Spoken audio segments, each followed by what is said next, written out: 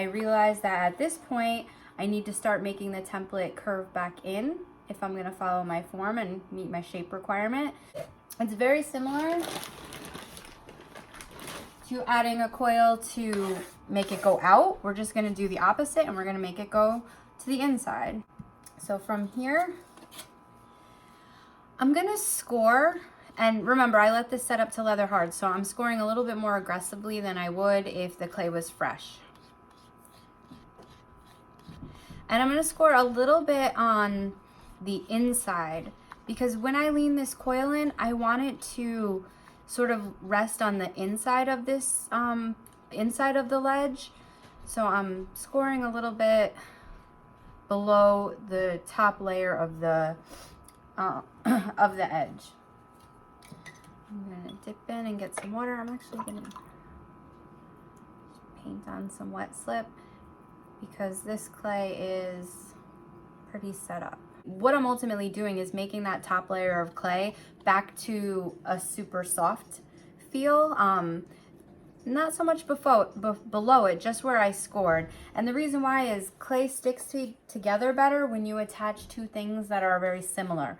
So if this clay was leather hard, then that might not be such a good idea unless I was planning to do the same thing to this. And I actually see a little bit of a thin part in this coil, so I'm just gonna cut it out and I'll attach two and show you what it looks like to attach a coil that doesn't quite fit the whole length. All right, so instead of going on the outside, now I'm gonna line this up so it's a little bit on the inside. So you see that lip? Finished with the piece. So we gotta make sure that we don't allow this bottom piece to dry out anymore. So I'm just gonna go around, make sure this piece is compressed, and then start to smear it in with my finger.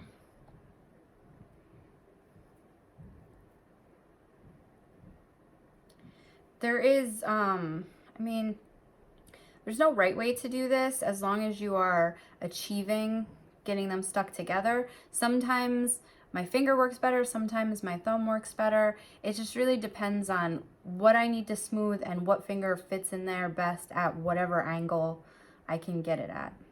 So sometimes my thumb is the winner for that.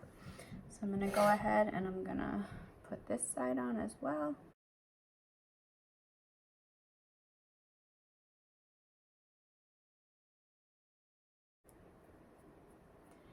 And the first step that I always do is start to compress that coil down so that it is attached.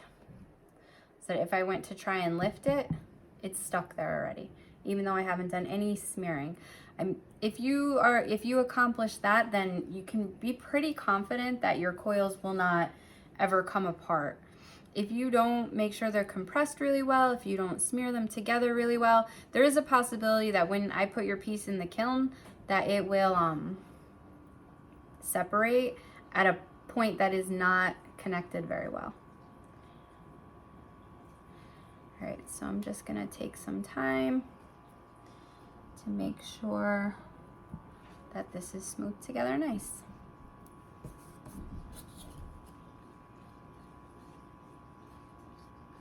Now, remember, my goal is to start to change the direction of this curve. So my supporting hand now is almost in a way pushing it in and not allowing it to go out, but it's also helping it to start to make that shift and make the piece start to go in.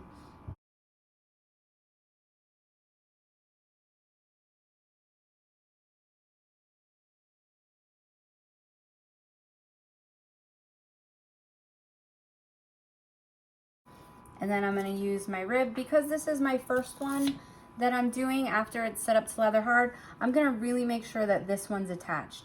The next couple that I add on, I'm not gonna do this process until I've reached about 3. I think 3 is a good amount to get attached before you start smoothing it and refining it to have it look the way you want it.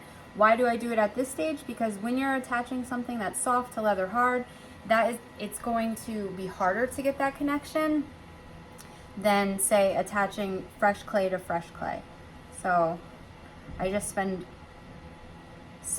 some time really making sure that This is compressed nicely, so I pinch it so that they are put together nicely, which is what I mean by compression.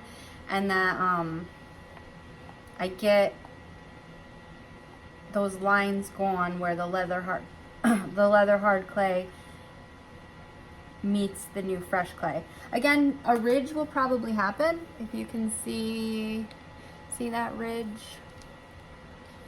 try and put it under the light. See that ridge right there? That will probably stay, and that's okay, because as soon as the next section that I add on gets set up to leather hard, I will show you how to fix that problem. We don't want to fix it all at the end. We're going to work in a way where as soon as we get this next piece set up, we're going to flip it over and we're going to work on getting out the ridges and smoothing. It doesn't have to be perfect, but we want to do a lot of that legwork. Once we get to where it's smaller at the top, it's harder to flip over and work on the bottom. So we don't want to wait until it's too narrow at the top to be able to flip it over and have it balanced nicely. All right, I'm going to just go and finish smoothing this out, and then I'm going to keep bringing my coils in. The next time you see this piece, we'll have another 3 coils added, and I'm going to show you how to refine and get rid of that ridge at the bottom. As you start to build the form in and it gets smaller, it might be harder to get your finger on the inside. You can use a tool, you'll find these on the cart, to sort of help you get that clay together if you can't reach it with your finger. What I like to do is make sure that I am pressing the coil down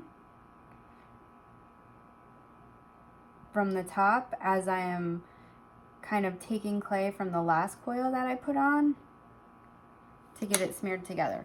Once it's all smeared together, then I can go back with my finger and smooth that over. So that's if you're having trouble getting your finger within the space. All right, it's coming together nicely.